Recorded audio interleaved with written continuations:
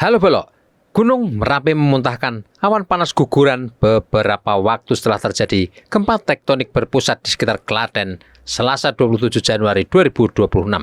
Luncuran awan panas itu terjadi pada pukul 16.13 waktu Indonesia Barat, berjarak 1000 meter dari puncak ke arah barat daya, tepatnya ke hulu Kali Boyong. Amplitudo maksimal 30,07 mm, durasi kegempaan guguran yang terdeteksi 109,32 detik. Secara visual, luncuran wedus gembel itu tidak teramati karena cuaca berawan. Namun dari sinyal seismik yang terpantau, getaran akibat awan panas guguran itu cukup kuat dan sebagian warga Kaliurang mendengar suara gemuruh dari puncak gunung. Sementara gempa tektonik terdekat yang menggetarkan Yogyakarta dan sekitarnya terjadi pada pukul 13.15 waktu Indonesia bagian Barat. Epicentrum gempa berada di koordinat 7,87 lintang selatan dan 110,49 bujur timur. Gempa darat ini terjadi di kedalaman lebih kurang 11 km. Badan Meteorologi, Klimatologi, dan Geofisika menginformasikan dilihat dari lokasi epicenter dan kedalaman hiposenternya, gempa ini masuk kategori gempa dangkal akibat aktivitas sesar opak. Gempa tektonik ini diikuti sekurangnya 14 kali gempa susulan atau aftershock dengan magnitudo terbesar 2. Geliat sesar opak ini pernah menghancurkan sebagian besar wilayah Bantul, Yogyakarta, Sleman hingga Klaten pada tahun 2006. Gempa terjadi pada Sabtu pagi 27 Mei 2006 pukul 05.53 waktu di sebagian barat, berpusat sekitar 10 km dari Pundong. Lokasi pusat sentakan bumi ini sekarang dikenal sebagai Tempuran Kali Opak dan Kali Oyo dan tidak jauh dari lokasi eksotik Potrobayan River Camp. Gempa sesar opak terbaru ini mengejutkan karena baru saja pada Selasa pagi warga sekitar Yogyakarta merasakan sentakan kuat akibat gempa tektonik di wilayah Kabupaten Pacitan. Gempa terjadi pukul 08.20 waktu Indonesia bagian Barat bermagnitudo 5,7. Epicentrum gempa terletak di koordinat 8,18 lintang selatan dan 111,33 bujur timur. Dari koordinat ini diperkirakan gempa tektonik darat terjadi pada kedalaman 122 km di arah tenggara dari pusat kota Pacitan. Badan Meteorologi, Klimatologi, dan Geofisika dalam analisis awalnya menyebutkan gempa tektonik ini masuk kategori gempa menengah.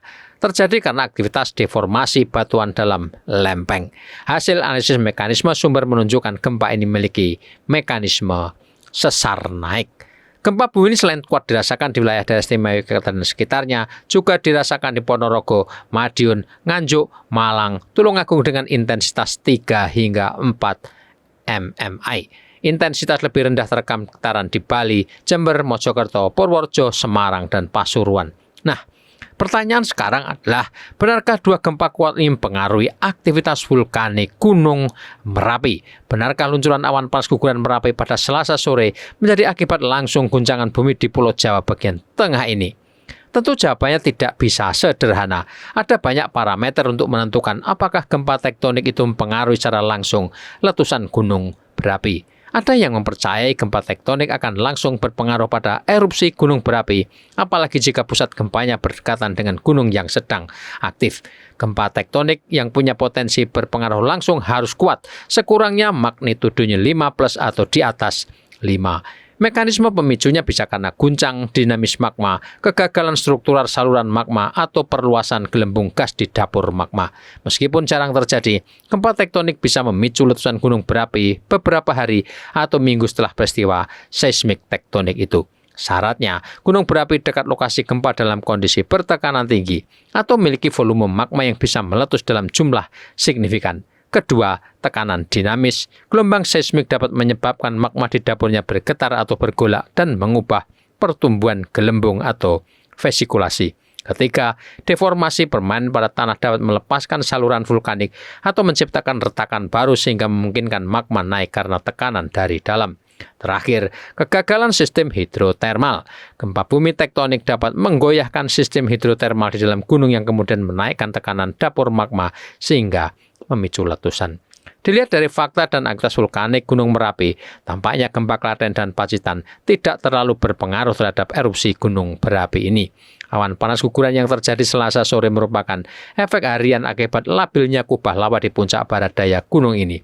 Awan panas guguran dipicu suplai magma yang masih tinggi, sekaligus potensi dampak curah hujan tinggi di puncak yang bisa memantik kerentanan longsoran kubah lava.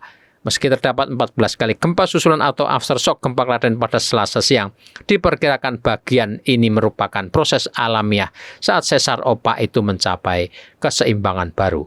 Tidak adanya pengaruh langsung gempa Klaten dan Pacitan dengan aktivitas Merapi juga tampak dari data pengamatan kegempaan sepanjang Selasa. Angka-angkanya masih berkisar data hari sebelumnya.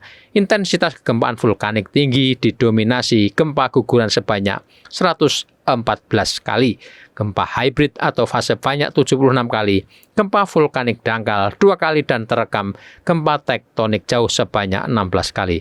Gempa-gempa bermagnitudo kecil sebenarnya terus terjadi di perairan selatan Pulau Jawa, khususnya perairan antara Cilacap hingga Pacitan. Zona ini dikenal sangat aktif akibat pergerakan dan tumbukan lempeng Australia dan lempeng Eurasia. Dalam khasanah geologi seismologi, fenomena saling memicu gempa di sesar berdekatan dikenal sebagai rambatan gempa. Gempa tektonik bisa memicu gempa lain melalui dua mekanisme, yaitu pemicu statis dan pemicu dinamis. Pemicu statis terjadi ketika gempa mengubah distribusi tekanan pada sesar sekitarnya, sehingga meningkatkan peluang terjadinya gempa berikutnya. Sementara pemicu dinamis terjadi ketika gelombang gempa merambat melalui kerak bumi dan mempengaruhi sesar lain yang hampir melepaskan energi. Tekanan dinamis ini dapat menyebabkan sesar itu melepaskan energinya dalam skala lebih kecil secara bertahap. Apakah gempa tektonik darat di Pacitan dan Klaten ini saling mempengaruhi? Tentu saja butuh pengkajian lebih mendalam dengan parameter yang akurat. Apalagi beberapa jam setelah gempa Klaten, terjadi gempa tektonik di lepas pantai Cilacap, Jawa Tengah, bermagnitudo 4,2 pada kedalaman 64 km. Gempa ini tidak terlalu terasa dan tidak ada laporan dampak gempa tektonik akibat pergerakan sesar di Samudera Hindia ini. Demikian Bolo, Sobat Vulkanovlog dan pemirsa dimanapun berada. Update informasi gempa dan aktivitas Merapi ini semoga bermanfaat untuk Anda dan kita semua. Ikuti terus perkembangannya dan cermati kabar yang disampaikan otoritas berwenang. Terima kasih sudah menyimak channel ini. Salam sehat, salam tangguh.